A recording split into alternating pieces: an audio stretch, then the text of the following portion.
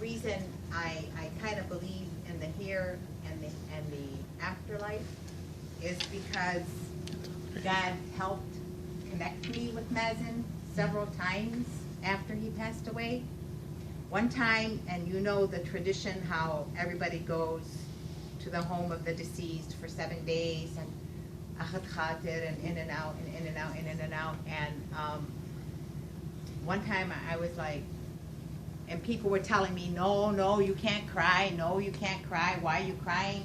God took him and you don't have the right to cry. And I was like, where do people come from telling me I can't cry? People don't have the right to tell someone you can't cry.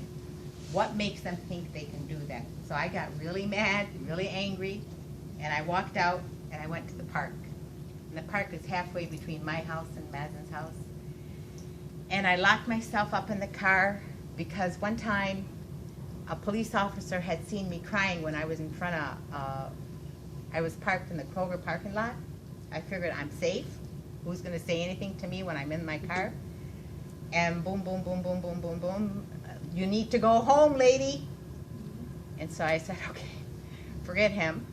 So I locked myself in the car at the park before Hype was even built, and I started screaming.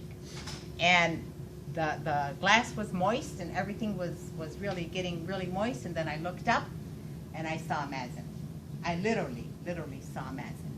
He had his arms folded, half his body, and he was looking down at me. And I saw him and I said, Mazen, this is it, I'm coming. And he wouldn't say anything. And he would just give me that angry look that he had when he would be angry. And I said, Mazen, what's wrong? I told you I'm coming. And then he said to me, no, you're not. What about my kids? What about my kids? And I said, okay. And I looked down. When I looked up again, he was gone.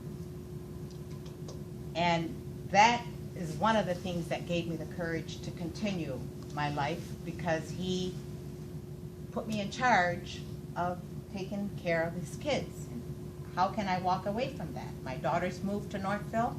I wanted to move to Northville, but then I said, no, I have to stay near Mazen's kids. He put me in charge. My girls are fine and they can survive, but I need to be by Mazen's kids.